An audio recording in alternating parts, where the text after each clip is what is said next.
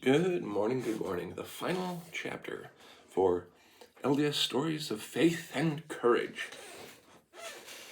It is Searching for Genealogy by B.F. Cummings.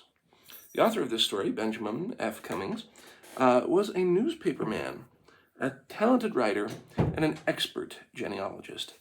He was also a faithful and devoted Latter-day Saint. When I was 20 years of age, I went on a mission to New England and was laboring there when the St. George Temple was dedicated. The completion and dedication of this sacred structure greatly stimulated among the Latter-day Saints in the stakes of Zion a desire to procure records of necessary for temple work. And a number of brethren and sisters who had migrated from New England to Utah wrote to me and asked me to procure genealogical data for them. I was kept too busy at missionary work to do very much record searching, but complied with such requests in a number of instances and soon came to feel an intense interest in genealogical work, a sentiment that influenced my course in life for many years and still remains with me. I returned from this mission in September 1877, and soon after reaching my home, which was in Salt Lake City, I had a conversation with Elder Wilford Woodruff, who was then one of the 12 apostles, in which I told him that I felt it was my duty to return to New England for the purpose of procuring genealogies for such of the saints as might desire to employ me in that work.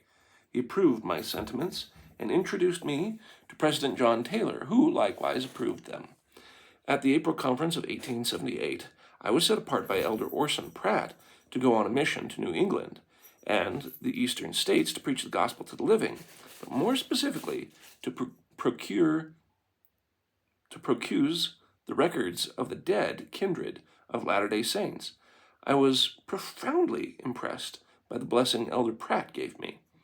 Immediately after conference, I started on this mission and was soon engrossed with my labors in the interest of the dead, labors that consumed much of my time for many years. Although I was but a youth of limited education, and at outset of my genealogical work was almost totally ignorant of those branches of knowledge that are commonly considered absolutely essential to success in such work, such as local history, local laws and usages, systems of records in towns, cities, and states, etc. I often met with a degree of success which surprised me. This is very true.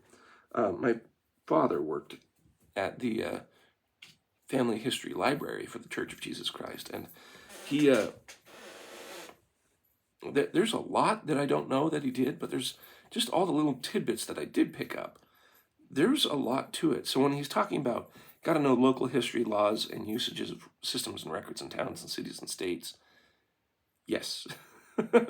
Because, for example, certain states are divided up into parishes instead of counties, and they keep their records according to each parish, or the parishes now then go into the counties, and then sometimes records from literal church parishes then get transferred to the county and what that looks like. And then the other question is, what about migration? This is a very, very important topic because you might have a census that shows your parents may have been born over in England, but then they disappear off the map in England. So what happened? Oh, they migrated to some state in America. Well, which one? And when will you find them? When do the census dates coincide with that? Or what about marriage? What if you're looking for one particular parent that you know is supposed to be in your line, but they're not showing up on the census record that you expect, but it's because they were married later in that year, and so they're still at their parents' house, which would have been in a totally different spot. It gets very interesting and complex. So it depends on all sorts of little data points of trying to find when and where and at what time, and do you go for marriage records? Do you go for birth records? Do you go for census records? It's fascinating. So yeah, there's a lot more to it. My dad would always learn about these migrations that no history book that I know of ever took note about.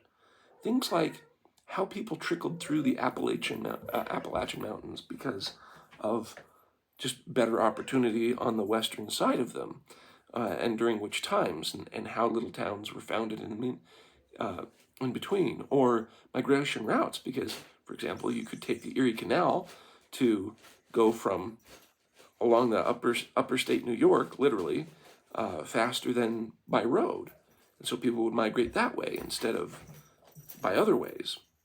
You get a lot of little details like that. So he was successful, which surprised him.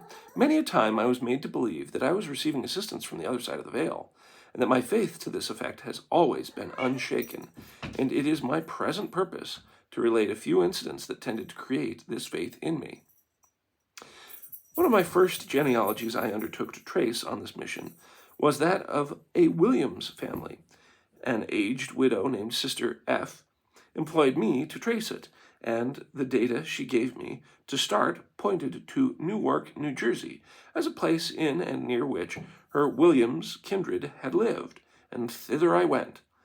At this time I was an utter novice at such work, and not a soul to teach me for the first lesson in it. I made my way to the surrogate's office and told the clerk in charge that I desired to trace the genealogy of the Williams family of Newark and vicinity. He replied to the effect that I had a big job on my hands, and advised me to call on Judge Jess Williams of Orange, and a town a few miles from Newark, who, he said, could probably give me some information. Accordingly, I took a car to Orange, and soon found myself near the center of that town. The clerk had given me directions for finding Judge Williams's residence, and I started to go to it. I soon came to a marble yard, which had a sign extending over the sidewalk. The sign gave the name of the proprietor.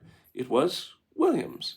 Something seemed to say to me, "This man belongs to the family you are tracing, and you had better speak with him."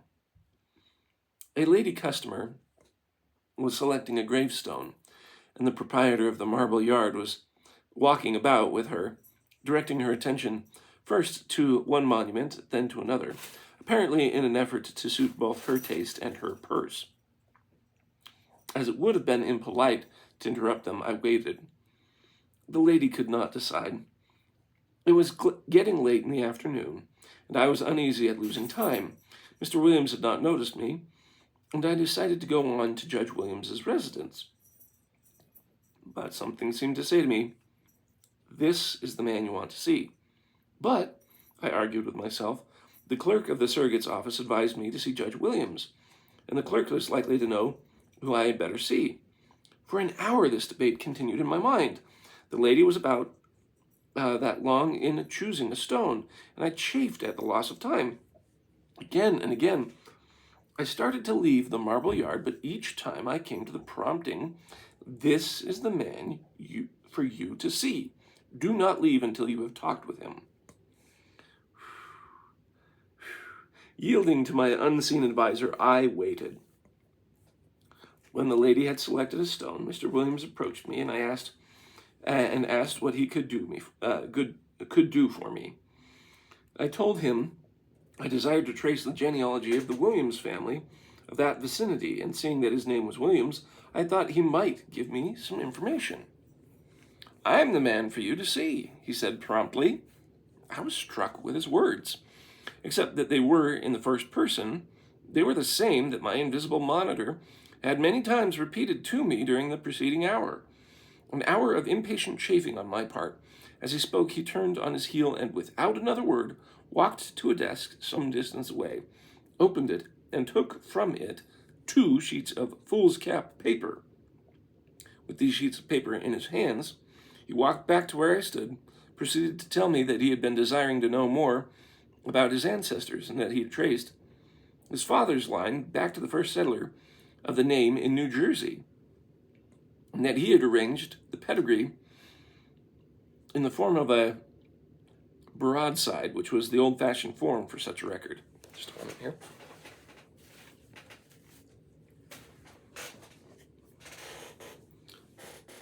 Broadside. Okay, I'm wondering if he's talking about, because you can, if you have big, long sheet of paper, like a legal sheet of paper, I'm wondering if he's talking about, instead of having it be vertical, that it was broadly done, because if you're writing names out, which tend to be long, but then you're like just drawing little lines to then have the next people, it could get very wide very quick. So I'm wondering if that's what he's doing, but not very sure.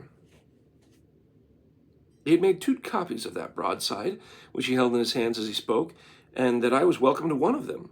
So saying, he handed me one of the sheets, to my great surprise and delight, we conversed a few moments, during which I thanked him heartily, and then I returned to Newark. When I came to examine carefully the record he had given me, I found it to be of great value to me, or rather to Sister F. It embraced her trunk line of ancestry as well as his own. In fact, they were near cousins. I spent 2 or 3 weeks in the circuit's office making abstracts of wills left on record by members of this Williams family, which was very numerous, and collecting other data. And the pedigree given me by the marble cutter, which contained 200 names and 6 or 7 generations, was of great aid to me in establishing proper connections. I was successful in obtaining and connecting many hundreds of names to this family, although I was slow and awkward at the work. How came the marble cutter to make a duplicate of his record? The only answer that I can give is this, so that a copy might be in readiness to give me for the use in the house of the Lord. Some years later, I had another experience of a similar character, but even more striking. I had been employed to complete the genealogy of a Chamberlain family of New Jersey. In the courthouse in town of the Freehold in that state is an extensive collection of land probate and other records dating to prior to the Revolution and rich in genealogical data. I went to Freehold to search these records for Chamberlain material and expected to reap a harvest, as previous searches had made me familiar with a collection of records there. A walk of a few minutes took me from the depot to the courthouse, and I spoke to no person on the way, nor did I see any person, so far as I knew, had ever seen me before. Ascending the steps of the courthouse, an old-fashioned structure, I entered a wide corridor hall. I turned to the first room on my left, which was a rather small office, across which extended a counter, through which was a gate or passageway. Behind the counter was a clerk, a young man, to whom I handed my card, with the remark that I desired to search the oldest land records. He told me to pass through the gate in the counter and go into the room next to his office through a door which he indicated. In this doorway, I paused a few seconds to survey the room I was about to enter. It was about 25 by 40 feet in size, had a high ceiling, and its 4 walls were lined with iron shelves on which lay the massive volumes of land records. I stood thus not more than 2 or 3 seconds when a gentleman who had been writing at a standing desk near the center of the room looked at me and then stepped quickly toward me. At the same time, I moved toward him. When he was near enough to me to speak, to me he asked me in a pleasant but abrupt manner, "What family are you tracing?" His question surprised me, and I wondered how he knew I was tracing my family. Most persons searching the records in that room did so for data affecting land titles, and at that moment several lawyers and lawyers' clerks were so engaged. I promptly answered his question by simply saying, "The Chamberlain family."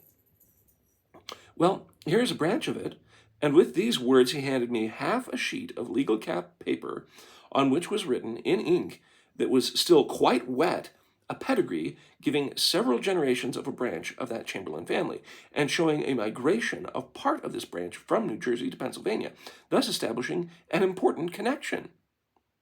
As I received the sheet of paper from his hand, the gentleman quickly turned and walked away from me without saying another word or giving me time to do so, and left the building. I was greatly astonished at the incident. I do not believe I had been in the building more than 1 minute by the watch when the sheet of paper was placed in my hand. I had not spoken to a soul in the building except the clerk in the front office, and he could not have spoken to anyone without my hearing him, and so far as I had reason to believe, had not a soul in the building ever saw me or heard of me or knew my business. Some years had elapsed since I had been in the town. The gentleman who gave me the pedigree was about 40 years old. Of medium height, light complexion, had a full, round, mostly shaven face, and wore a pleasant expression of countenance. After he had left the room, I asked the gentleman who he was. The gentleman believed he was a lawyer, but did not give me. The gentleman believed he was a lawyer, but did not give me his name. I never saw him, nor heard of him again. While I was on a train en route to the town he was working on that pedigree, he had completed it at the same moment at which I entered the land record room. But why he spoke to me as he did, and why he gave me the pedigree, are questions that I cannot, in my opinion, be answered without reference to agencies or influence that operate from behind the veil. Yep. I knew that in colonial days, a law required marriage licenses to be issued and a record kept of all marriages in the jurisdiction of which freehold was the seat, and that the books containing these records ought to be in the courthouse. But diligent inquiry of clerks and officials failed to bring these books to light. I had spent several days searching land and probate records and was very anxious to examine these marriage records because I knew they would yield a large amount of valuable data concerning my family. I was tracing, but in deep disappointment, I gave up all hope of finding them. Preparatory to leaving the courthouse for good, I went to a small room in the center of the lower floors of the building, which had no outside window and was very dimly lighted, for the purpose of washing my hands, and there was a washbowl and a towel there. While thus engaged, I cast my eyes around the room. On a shelf near the floor, I saw 3 ancient-looking volumes, and in the dim light, read on the back of one of them the title, Marriage Record. With eagerness of a hawk, I pounced on a chicken. I pounced on those 3 books. On removing the thick and ancient dust that covered them, I discovered that they all bore the same title. I took them into a better lighted room and examined them, and to my great joy found that they contained records of marriages covering a long period of time. They were the books for which I had been making earnest inquiry among the clerks and officials in the courthouse, none of whom had ever seen or heard of them. I, a stranger, had discovered them in an out-of-the-way place where they had been stored years and years before. I found them the rich material I wanted, between 200 and 300 Chamberlain marriages. But I should have left freehold without this precious data, had not my glance in the little dimly lighted room been directed just as it was.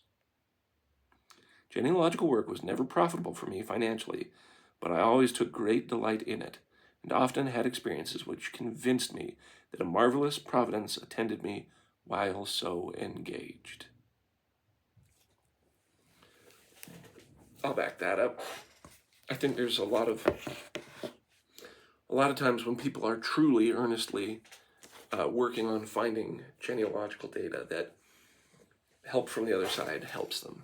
There are plenty of stories that I've heard other people relate to me, whether it was people who received visions of their ancestors at the foot of their bed, basically giving them what seemed to be weird messages, then later turn out to be either the information that was missing or needed, or that guided them and directed them to where their records were, or other such things. And these are the people who are doing the primary research, the ones where it's like, go here, find this book, do this, and turn to this page kind of thing, and find my name here. There are plenty of others that they're prompted to do things that they would have no idea why.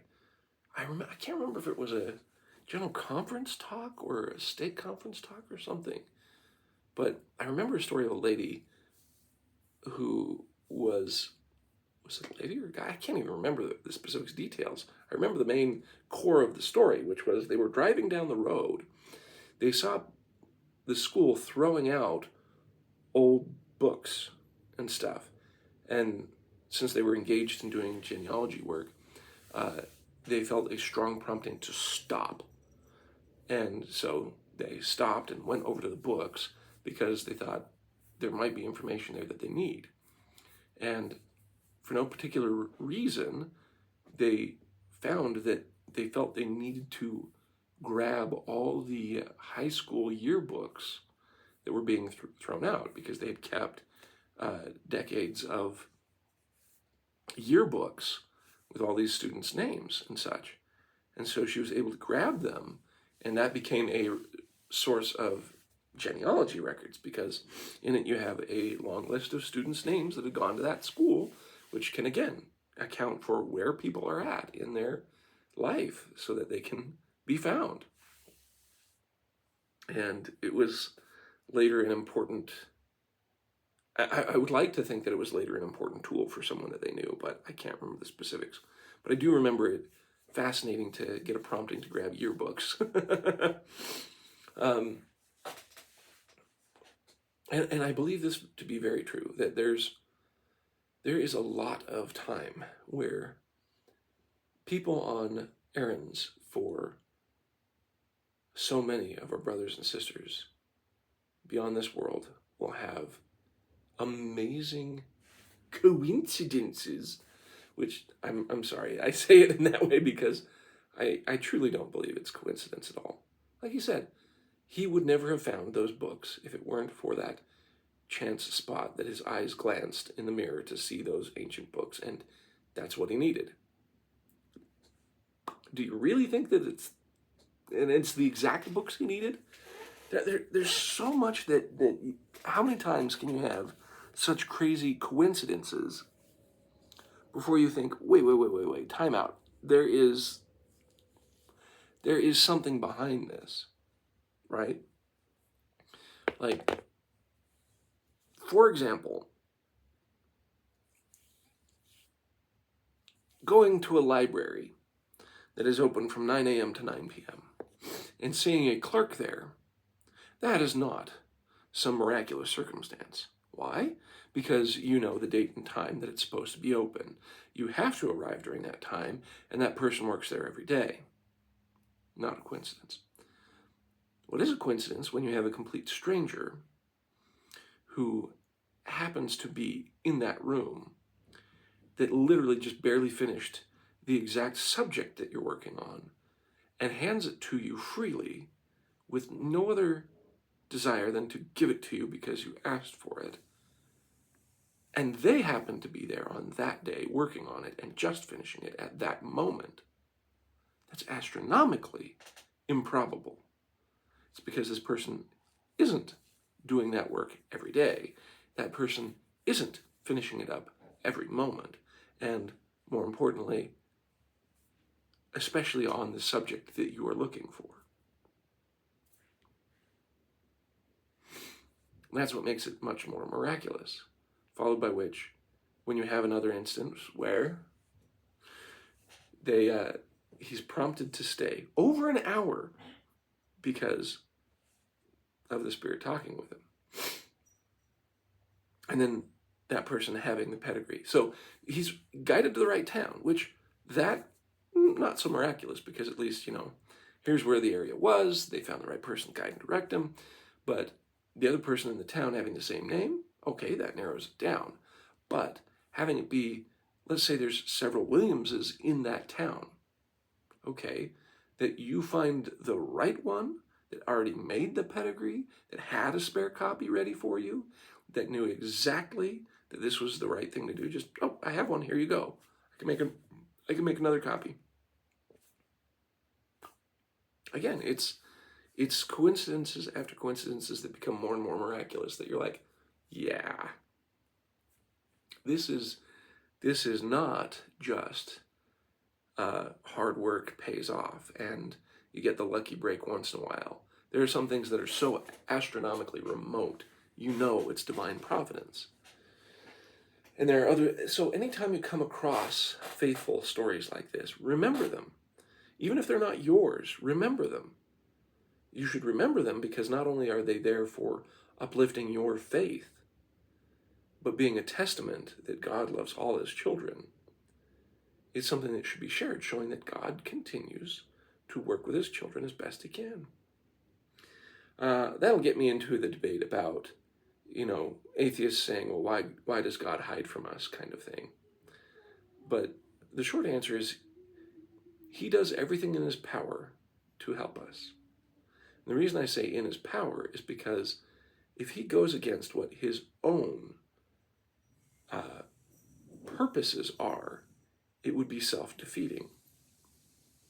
And so if the idea is to give us as much help as possible without skewing the table so far that it frustrates the will of the Lord by giving us agency, pure agency, where the people who truly meet and converse with the Lord are usually the people who are so committed to the Lord that they wouldn't turn away, that they're absolutely trustworthy, so that way you have the Lord there with you. And so there's no problem in conversing with him on important matters. But you take the regular layperson who's confused and befuddled in life and hasn't decided whether he really wants to follow the will of God in his life or whether he'd rather go after his wanton desires. If the Lord were to appear to him, well, now he has a sure knowledge of the Lord being there. And if he doesn't live up to those standards that God has set, justice has to take full, and I mean full, effect. So it frustrates his plan to be as merciful as possible to all his children, doesn't it? When you have an absolute knowledge of the divine creator, but then you're still a foible man, and there are times where you do things improperly or incorrectly, especially after that, just because your desires are towards things of the world instead of having your heart wholly on the things of God. Yeah, it's you can see there's contradictions between the justice that must be exacted versus the mercy he wants to extend if he just willy-nilly appears everywhere.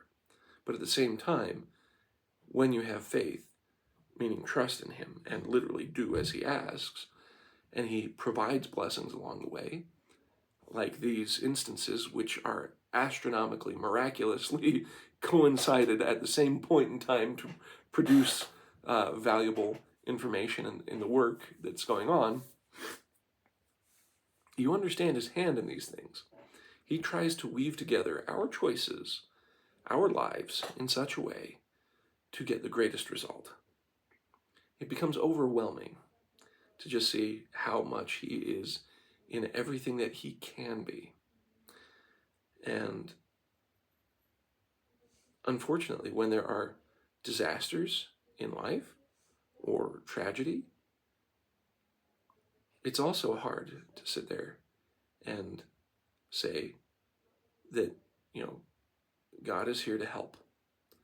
Because when you see the pain and tragedy on people's faces, and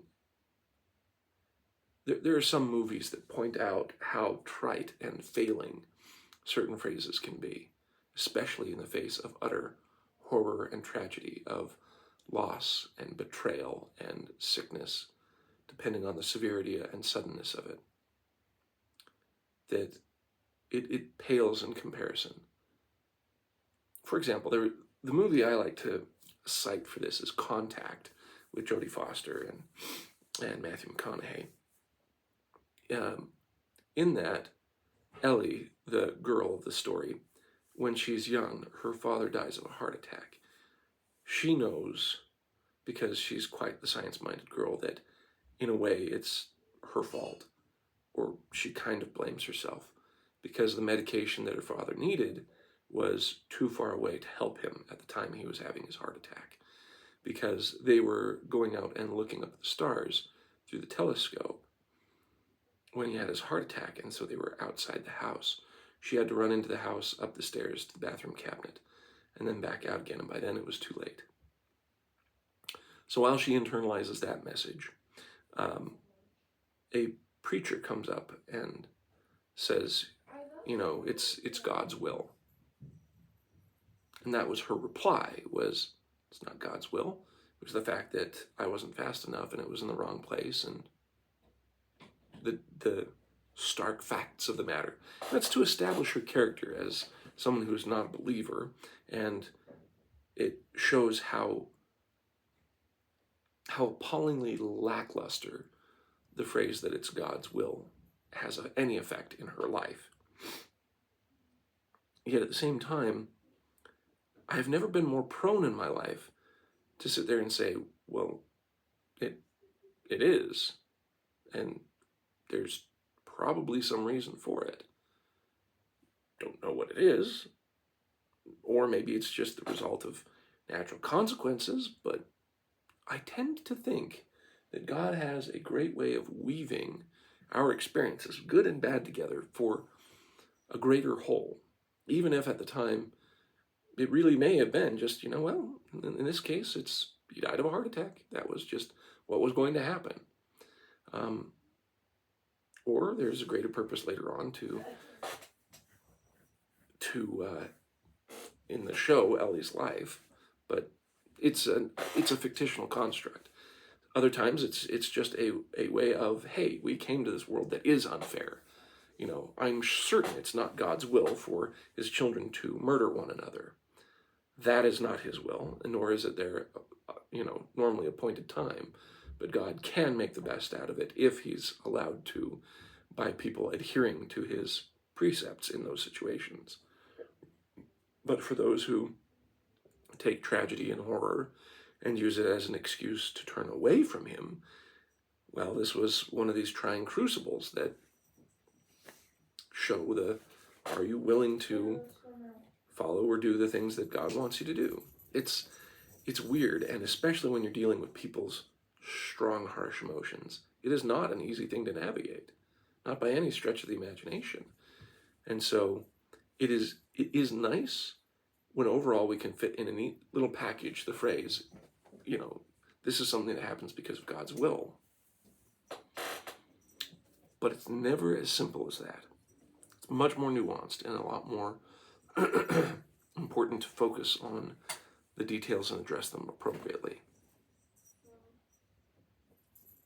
Where that may be comforting to the people around for yourself, but for the people in the tragedy, much like Job, perhaps, waiting with the people and just being there for them until they are ready to work things out with you or with themselves or with God, is a better way of doing things. But so when I say a lot of times these things are woven together through God's will, it is not to negate the tragedy of people. Instead, it is a way to say, when you look at all the positive details and things, it shows God's hand in your life. But when tragedy strikes as well, his hand is still there. But you have to be inclined to see it.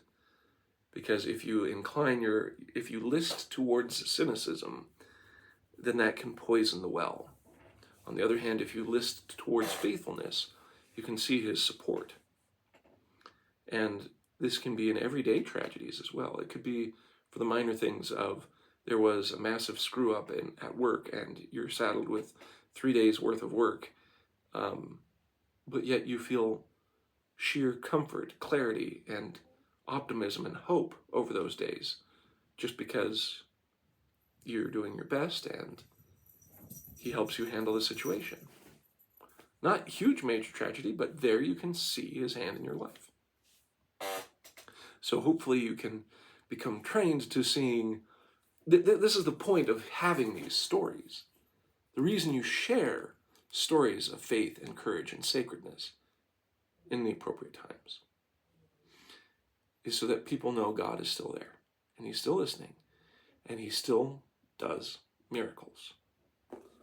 And so that way you can start seeing his miracles in your life, that you can start showing gratitude for those, so God can reveal to you more of the things that he's doing for you. Because it's not so much that it's like, oh, I'm going to pat you on the head, you noticed what I'm doing, let me give you more. It's that he's already doing so much for you. let me show you more now that you're finally starting to see it.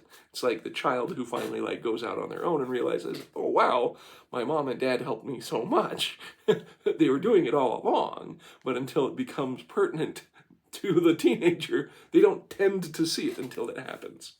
So, similarly, God is doing the same with us.